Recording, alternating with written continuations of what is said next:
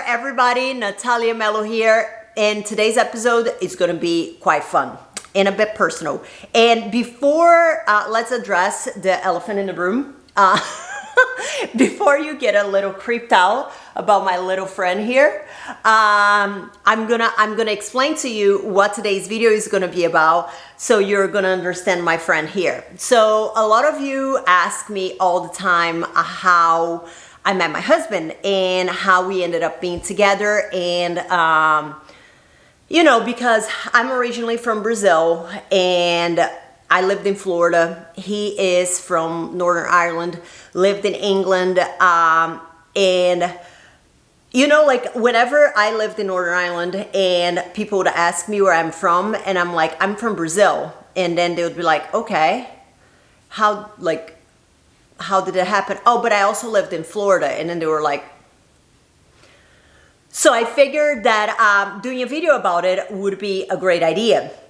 I actually asked my husband to do the video with me so he could tell his side of the story as well. But if you do not know my husband, he's very reserved. I joke saying that I'm the PR of the family, because Roger would be like the quietest person in the room the whole time, and then he will open his mouth to say something, and it's always going to be something very witty, but he only will let out like a handful of words. If any of you watching personally know him, you know exactly what I'm talking about. So he didn't want to be part of my video because he's like, what do people like? I don't want to be part of it. I don't want to be part of your nonsense. So I brought a representative. So I printed his face. I got a photo that we had, and then I cropped it, and then I printed it, and then I got one of the kids' toys and put it here. So he's here in spirit, maybe. Anyhow, so let's get started. How did I meet my husband? So I moved from Brazil to Florida. And I was a bartender in Florida, in South Florida. I was bartending for Lauderdale for the longest time. And one Wednesday night I was working, and this was at the time that I competed. A lot of people don't know, but I bartended at the time as well when I competed. But that's a whole topic for a whole other thing. So one day I'm working, and then I see this guy walking in, and I'm like, oh, hello there, what's up? Anyway, so the guy comes, and it's like him and a group of guys, and then they all come to the bar that I was working at, and I'm like, hey, can I get you anything to drink? And he honestly didn't even look at my face. Didn't even acknowledge my existence. So I kept on serving him and his friends that were in the bar. And I still remember to this day what he was wearing, what he was drinking. He was drinking vodka cranberry. I remember that he started chatting up two girls. I could see everything from the mirror. And I was like, what the hell? I'm doing you know, when you're trying to flirt with somebody, maybe I'm a bit awkward, but I was like, hey, you came there? And he honestly, didn't pay attention or anything. And I even commented to a friend of mine who was working with me in the bar. I was like, check him out. And she's like, ew, not my type. But he was my type, very much so. Anyhow, so the night ends, the blonde guy leaves, and I'm like, that's it. That's it. Bye, see you later. Okay. Didn't even talk a word. So my friend who was working with me at the bar knew that I was checking him out. And then on a Friday, I wasn't working. This was on Wednesday. Friday, I wasn't working. I get a message from my friend. She's like, you will not believe this. The blonde guy's here again. And I'm like, stop it. And I almost got ready to go, but she was like, it looks like they might be leaving. He's walking around here, but I don't know if they're going to be staying. So I was like, okay, I'm not going to get myself ready. I'm like, it is what it is. And then a week or two later, I get a message on Facebook. Random message. And remember, at the time I was already doing some like magazine work, and I was already competing, and from time to time I had messages from creepy people in my inbox, and Facebook pages weren't huge at the time, and just so you know, this was around 2010, 2011. Like so, like social media and stuff was just starting to pick up. And I get a message from I'm gonna show you the picture of the profile picture of the message that I received. And the message that I received said, "Hey, what's up? Were you working the top bar at Blue Martini about 2 weeks ago?" I used to bartend at Blue Martini. And then I'm like, it's that guy. I don't know how, I don't know why, I don't know anything. I just knew that I knew he was that guy. Even though I couldn't see his picture at the time because he had all his profile like blocked, and it was just his profile picture that you could see. And as you can see in the picture, you couldn't really see who the person is because he was wearing a mask. And then I'm like, it is the guy. And I'm like, yes, I was. And I'm like, and who are you? And he was like, oh, I was there a couple weeks ago with my friends, and I saw you working. And I'm like, let me ask you a question. Are you the guy who was drinking vodka cranberry? You had a few shots of Jameson. You were with about 4 or 5 friends. You were talking to 2 girls. You were wearing jeans. Like, I literally knew everything about the guy. Creepy? Much? Not as creepy as him sliding into my DMs, but that's a whole different story. And then he was like, oh my God, you're such a good bartender. I'm like, yeah, I was checking you out, buddy, but I didn't say that. So we just started talking back and forth, and at the time, we used a lot of WhatsApp, Skype, and all these kind of things. And I found out that he played professional rugby. And if you're familiar with rugby, the rugby season is very long. So basically they start training, they start about pre-season in around July. And the season, depending on how far you go into the championship, you'll be playing until mid-May, end of May. So rugby players don't really have a lot of time off. So we start to chat, and this was around March, and he didn't have any more free time. So we just start chatting, blah, blah, blah. And we chatted online, I would say every single day until about May. Yeah, May. And then I have an auntie who lives in Italy. And I was going to Italy with my mom, and then from there we were gonna go somewhere else. We were gonna go to Egypt. So I messaged him and I was like, hey, what's up? I am going to Italy in May. If you wanna come hang out, come hang out. And then he was like, let me check. So he lived in England at the time, and then he gets back with me a few days later, and then he's like, hey, I'm gonna come see you in Italy. And I'm like, shut the front door, no. So I go to Italy with my mom, stayed with my aunt, and then he was like, okay, I'm gonna be arriving at this time, and can you come pick me up? And I'm like, sure. And being the person who I am, I just have a very hard time keeping up with time, especially if it is something important that I feel like I'm always forgetting something. I was about 45 minutes late to pick him up in the airport, and remember, I'm not 100% sure what the guy looks like. Like, I've seen pictures of him and I've seen him once, but it was like very briefly in a very busy night at work. So I get to the airport, and then I immediately saw who he was, and the poor guy had been waiting there for about an hour, 45 minutes to an hour. So our first date was in Milan. And so we went out, we hung out, and I was like, holy crap, this guy is actually quite cool. Then the next day we had a trip planned to Verona.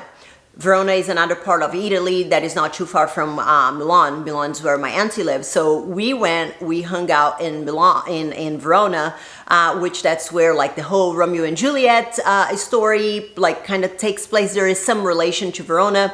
So I thought that it was quite romantic that. So we hung out there, and then I had to leave to go to Egypt, and he had to leave to go wherever he was gonna go somewhere else.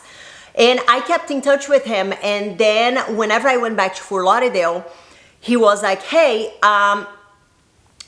I think I'm gonna come to spend some time with you in Fort Lauderdale. And I'm like, cool. And I'm like, how long? And then he's like, well, how about 3 weeks? And I'm like, holy shit. Hold on a second. I'm like, okay. And then I'm telling my friends this, okay? I'm like, I had been living by myself for the longest time, all right? And like having people in my house kind of freaks me out because I like my own space and I like being by myself. And I told my friends, and I'm like, if I don't kill this guy after week 1, I'm marrying him. I still remember to this day telling my friends that if I didn't kill him by the end of week 1, because even my mom, when she comes to stay with me, 2 weeks max. She like having people around here, me like in my house and stuff like that drives me a bit crazy. So he came to stay with me. 1 week goes by, fine. 2 weeks goes by, fine. 3 weeks goes by, and I'm actually thinking that I'm gonna miss the guy. And I'm like, oh crap, okay. So he went back to England at the time. He was living in England, playing in England. I stayed in Fort Lauderdale, and we kept in touch. And then and I could only travel to go see him whenever I wasn't prepping for a competition, because I personally didn't like to change my routine to go somewhere. Like I didn't even travel to see my mom or anything if I was prepping for a big show like the Arnold or the Olympia. So we had very limited time to kind of see each other, but we tried our best. And we did the long distance thing for 2.5 years. Him living in England and I was living in Fort Lauderdale. And then it just got to a point that we were like, okay, something's got to happen here because that's getting a bit ridiculous. So I was like, okay, I will move. So a few months after that, we looked into like my visas and stuff like that. I moved to Northern Ireland because at the time he was playing there. This was in 2013. And then a month or 2 after that, he proposed, and that's when we got engaged in 2013. And if you're familiar with like the rugby and stuff like that, as I said, there is very little off time. You basically only have like one specific time of the year to get married. It's funny because all the rugby players would get like married within the same period of time. You would have like 2 or 3 weddings, sometimes in the same week, because it is just like very compressed for time. So we eventually got married in 2015. And we got married in Florida because, 1, it's where we met, and 2, because you'd be halfway for both families, like his family coming from Northern Ireland and England, and like other parts of the UK, and for my family coming from Brazil. So and then in 2016, we had our first son. And then shortly after we had my son, I fell pregnant with Chloe, who's my daughter. Whenever my son was like 5 months, I fell pregnant with my daughter, Chloe. So in 2017, we had Chloe. Roger retired from like professional rugby at around 2016, 17. I don't remember exactly. And then in 2018, we moved to Texas. So 2018, yeah.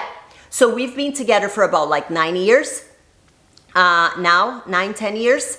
So yeah, and that's kind of how we met. And it's funny because before I met Roger, I never really had any serious relationship because I don't know, being an only child, I kind of always felt like I was very happy in my own company. And I think he's not an only child, but he was a bit the same thing. And I think that another thing that for me was a big plus, and I think that this can serve as a lesson for like any younger person watching this. I think that the big take home from like our story and stuff like that is that, one, there is always your person out there. 2 is that for me, being like doing magazine work and being a bikini in a stage and stuff like that, always made like guys that I dated before I met my husband like very insecure. And for Roger, like he honestly didn't really give a shit because he knew that ultimately I was like his girlfriend, and that he trusted me. And I think that that was a very different experience from what I had before. And I think that this is a very good take home for anybody who is in a relationship with somebody who is a bit crazy. You don't need that type of negativity in your life. I think it is very important to that people respect what you do, and that respect you, and that understand the things that you enjoy, and insecurity like certainly doesn't fit within that. And I think that another thing is like trust. I learned a lot about trust with the long distance stuff. What I always joke, I remember people telling me, oh, you don't think that he's doing anything wrong? And I'm like, you know what, quite honestly, I don't know, and I don't care. Because I think that you can always start to obsess and drive yourself a bit nutty, but ultimately I felt like I had a life to live, and I wasn't gonna live my life obsessing about every single step that he was taking with his life while he was wherever it is that he was whenever we were doing long distance. So I think that it has taught me a lot about trust. And again, like that's not saying that, oh yeah, I wholeheartedly believe that maybe he didn't do anything wrong. I don't, like, as I said, I don't know and I don't care. But I think that whenever he was with me, he was present. And I'm not saying that you like, if there are warning signs, if there are red flags that you shouldn't like look for, like you shouldn't invest yourself in it. But you know what? It's worked for us, and this is our little story. And I think that your person is out there. You just have to believe. Isn't that right? All right, guys. I hope you enjoyed a little bit of our story, how we met. We've had a lot of questions about how that happened. So I thought that it would be interesting to record a video about it. To write would be far too long, so I just thought that recording a video would be cooler. Okay, hope you enjoyed. Make sure you subscribe to the channel.